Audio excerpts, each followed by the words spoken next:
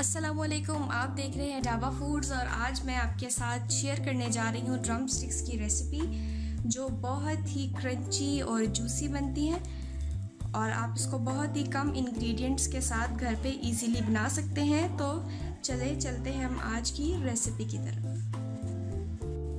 Drum sticks बनाने के लिए मैंने ड्रम स्टिक्स ले ली है 10 से 12 और उनको मैंने कट भी लगा लिया है ताकि जब हम इसकी मैरिनेशन करेंगे तो मसाला इसके अंदर तक अच्छी तरह से लग जाए। मैदा मैंने लिया है 1 बाउल, ब्रेड क्रम्स में ले रही हूँ 1 कप, कॉर्नफ्लोर मैंने लिए है 3 से 4 चम्मच, स्पाइसेस में मैं डाल रही हूँ नमक आधा चम्मच, रेड चिलीज का पाउडर मैंने लिया है 2 चम्मच और काली मिर्चों का पाउडर मैं ले रही हूँ 1 चम्मच। लहसुन हम डालेंगे इसमें 1 चम्मच, अदरक का हमने पेस्ट लिया है आधा चम्मच। इन दोनों को अच्छी तरह से हमने पेस्ट बना लिया है। 2 मैंने लीमू लिए थे, उनको स्क्वीज करके उनका जूस भी निकाल लिया है। और अगर लेमन आपके पास अवेलेबल ना हो तो आप इसकी जगह सिरका भी यूज कर सकते हैं।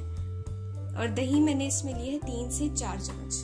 तो अब हम ड्रम स्टिक्स को बाउल में डालेंगे और इसकी मैरिनेशन करेंगे। ड्रम स्टिक्स को मैंने बाउल में निकाल लिया है। अब मैं इसमें सबसे पहले डालूंगी दही जो हमने 3 से 4 चम्मच लिए थे और दही को डालने के बाद हम इसमें लेमन जूस ऐड कर रहे हैं। लेमन जूस ऐड करने के बाद इसमें जाएगा लहसुन अदरक का पेस्ट।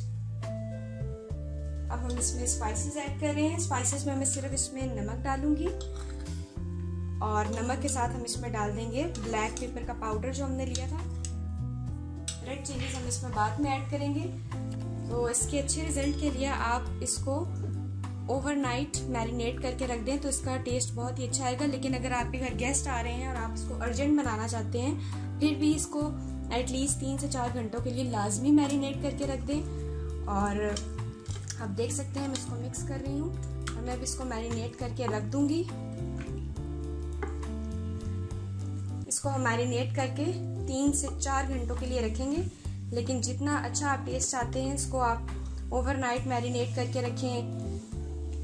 अगर आप ओवरनाइट नहीं कर सकते तो इसके अलावा आप जब भी इसको बनाएं तो कम से कम इसको 3 से 4 घंटों के लिए लाजमी मैरिनेट करें। इससे इसका टेस्ट बहुत ही मज़े का आएगा। बहुत अच्छी तरह से हमने इसको मिक्स कर लिया है। आप देख सकते हैं जो हमने इसमें कट्स लगाए थे उनमें भी ये मिक्सचर फिल हो चुका है। अब हम इसको 3 से 4 घंटे के लिए रख देंगे, फिर इसके बाद हम इसका अगला प्रोसीजर करेंगे।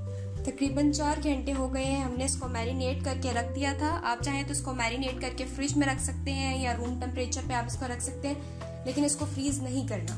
तो चलिए अब हम इसके लिए कोटिंग तैयार करते हैं। कोटिंग के लिए सबसे पहले हम डाल देंगे इसमें मैदा। मैदे से हम कोट कर रहे हैं। उसके बाद हम इसमें ऐड कर रहे हैं कॉर्नफ्लोर जिससे ये बहुत क्रिस्पी बनेगी। अब हम इसमें डाल देते हैं ब्रेड क्रम्स। आखिर में हमारे जाएंगे इसमें स्पाइसेस और अभी हम इसको सिंपल मिक्स कर देंगे।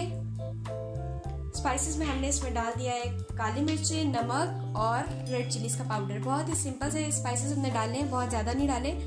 तो इसको अब हम मिक्स कर देते हैं और फिर ड्रम स्टिक्स की हम इससे कोटिंग करेंगे। अच्छे से ये मिक्स हो चुका है। अब मैं इसमें करने लगी हूँ कोटिंग।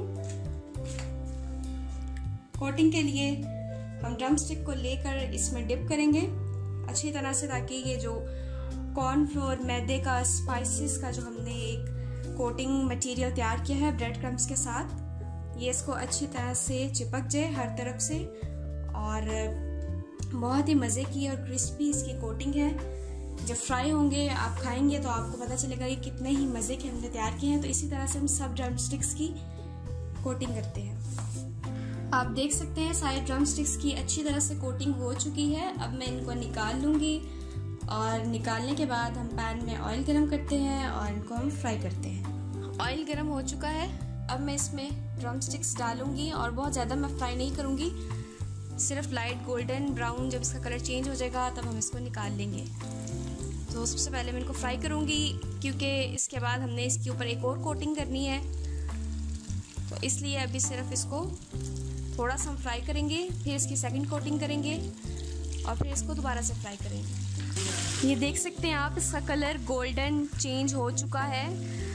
तकरीबन ये 50 to 60% फ्राई हो चुके हैं। अब मैं इनको निकाल लूँगी और बाकी ड्रम स्टिक्स को भी मैं इतना ही फ्राई करूँगी और इसकी दूसरी कोटिंग को हम तैयार कर लेते हैं। दूसरी कोटिंग के लिए जिसमें आपने पहले ड्रम स्टिक्स को मैरिनेट करके रखा था, वो मिक्सचर हमारे पास बच गया था, उसको हमने ज़ाया नहीं किया। उसमें मैं एक अंडा डाल रही हूँ और अंडा डालने के बाद मैं इसको मिक्स कर दूँगी। दही की वजह से ये मिक्सचर हमारे पास बच गया था।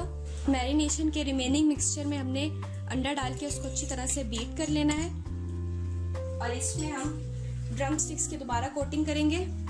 सारे ड्रम स्टिक्स को मैं दोबारा इसमें डाल रही हूँ, जिनको हमने 50 to 60% पहले फ्राई किया था।